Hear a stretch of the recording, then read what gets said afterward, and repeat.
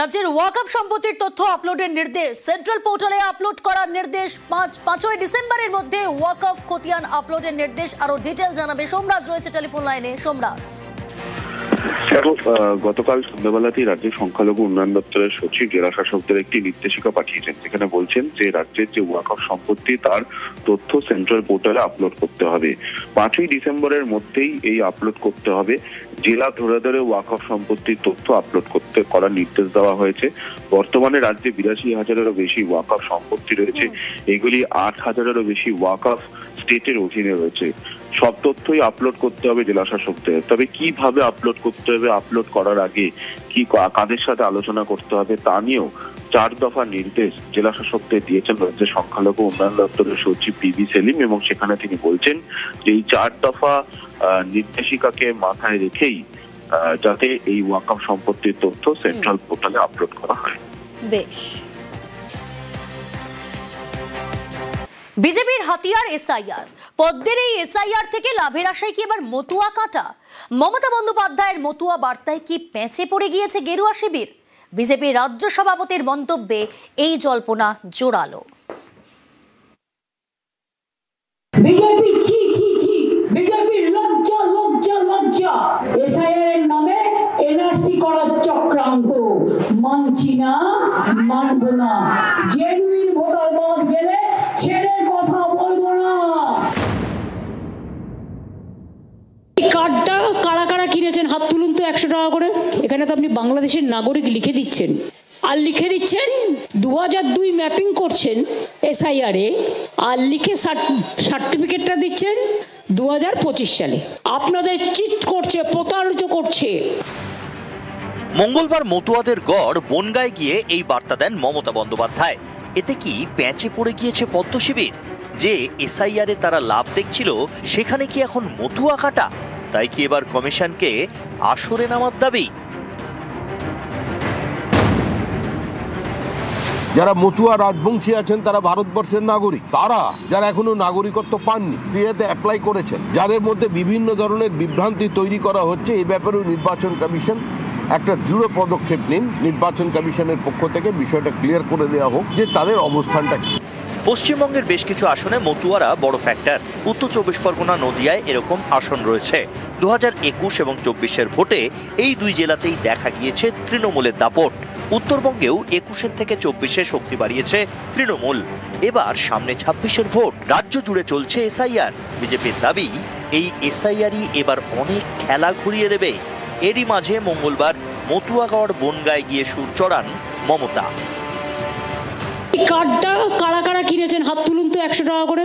এখানে তো আপনি বাংলাদেশের নাগরিক লিখে দিচ্ছেন, আর লিখে দিচ্ছেন 2002 ম্যাপিং করছেন এসআইআর এ, আর লিখে সার্টিফিকেটটা দিচ্ছেন 2025 সালে।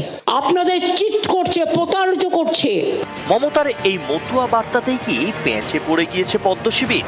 অনেকেরই প্রশ্ন, বিজেপি কি বুঝতে পারছে যে তারা রাজনৈতিকভাবে তৃণমূলের পাল্টা সুর চড়ালেও নাগরিকত্ব, এসআইআর, এনআরসি ইস্যুতে সকল মতুয়ার আস্থা অর্জন করা কঠিন?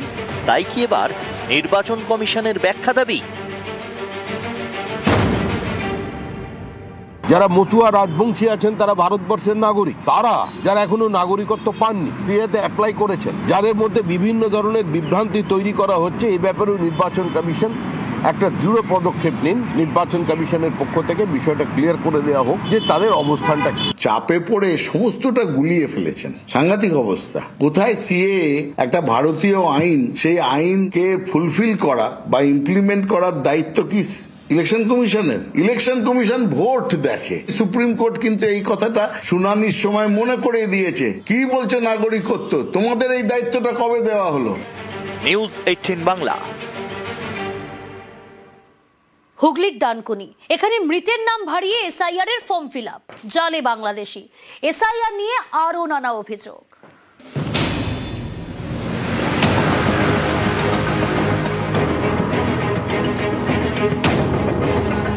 হুগলির ডানকুনির 20 নম্বর ওয়ার্ড। এখানে থাকতেন মহসিন খান। 2015 সালে তার মৃত্যু হয়। অভিযোগ, মহসিনের নাম এবং তার বাবার নাম ভাড়িয়ে নতুন ভোটার কার্ড তৈরি করা হয়। টাকা দিয়ে এই কাজ করেন মৃতের প্রতিবেশী নাদিম সর্দার, যিনি বাংলাদেশি। মহসিনের নামে আসা এসআইআর ফর্ম ফিল আপ করেও তিনি জমা দেন বলে অভিযোগ। আমার ভাই মারা গেছে আজ থেকে 9 বছর আগে, সেই ডকুমেন্ট সবকিছু আমার কাছে আছে। তার সাথে একটা ব্যক্তি, তাকে কোনো ব্যক্তি টাকার সাহায্য করে দিয়ে সে সবকিছু কমপ্লিট করেছে, ডকুমেন্ট এমনকি এসআইআর ফর্ম কমপ্লিট সাবমিট সবকিছু ওকে হয়ে গেছে। তার বাড়ি বাংলাদেশ, এখানে ভাড়া থাকে। কে ফিল আপ করে দিয়েছে তোমার? এটা আমি নিজে করেছি। ফর্মটা বিএলও অফিসের কাছ থেকে আমি নিয়েছি। দেশ কোথায়? দেশ আগে বাংলাদেশ ছিল, আমি অনেক আগে এখানে চলে আসি। এটা যখন আমি প্রথম এই কাগজটা করেছি তখন যে একজন ওই যে বললাম তো যে একদম করে দিয়েছে, তাকে 4000 টাকা দিয়েছে। সংশ্লিষ্ট বিএলওর দাবি, এসআইআর ফর্ম জমা দেওয়ার পরে নথি যাচাই করতে গিয়ে এই কারচুপি ধরা পড়ে। এরপরে ডানকুনি থানার পুলিশ বাংলাদেশি যুবককে গ্রেপ্তার করে।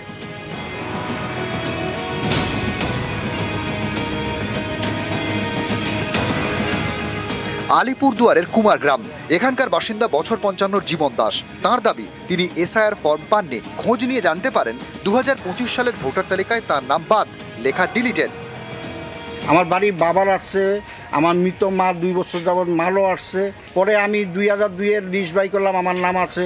2025-এর লিস্ট বাই করে দেখি, তখন আমি বুঝতে পারি আমার ডিলিট করা আছে। বিএলওকে বলছি, বিএলও পরে বলছে যে 6 তারিখে ফর্ম আসবে, এই ফর্মে আবার করতে হবে। তো আপনি এমনি সরকারি সুযোগ সুবিধা এখন পাচ্ছেন? সরকারি সুবিধা তো আমার রেশন ঢুকছে, 19 তারিখে আমার কৃষক নিধি ঢুকছে। আমরা ওদের নামটা তোলার জন্য আমাদের অপশন আছে, আমরা নতুন করে ফর্ম ফিল আপ করে দিয়ে দেবো। তো এবার মানে নতুন বিএলও, আগে অন্য কেউ করতে, আমার যে এক্সিকিউটিভ আছে অঞ্চলে, ওনার সঙ্গে কথা হয়েছে, জীবনদার সঙ্গেও ওনার নীতিদার কথা হয়ে গেছে।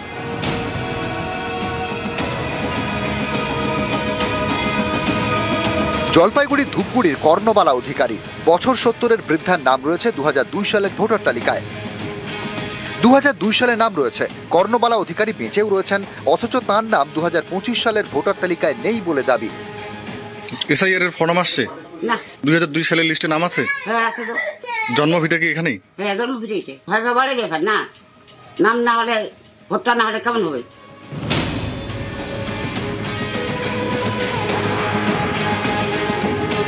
আমি সরকারি কর্মচারী, রিটায়ার্ডের পরেও ভোট দিয়ে আসছি। 2002 সালে আমার কোনো নাম নেই, কারণ আমার 1995 সালেও আমার নাম আছে, 2025-এও নাম আছে। আমার চিন্তা তো একটা আছে, যেহেতু 2002-এর তালিকায় নাম নাই, তার জন্য তো চিন্তা কাজ করতেছি।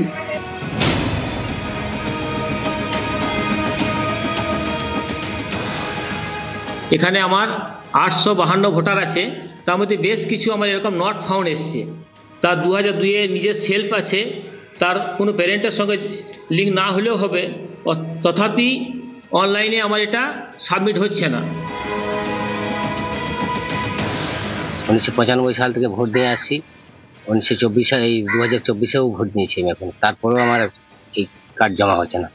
আর 2002 লিস্টে নাম আছে না। আমার দাদু তার আমল থেকে বাস করে আমাদের। নিউজ 18 বাংলা।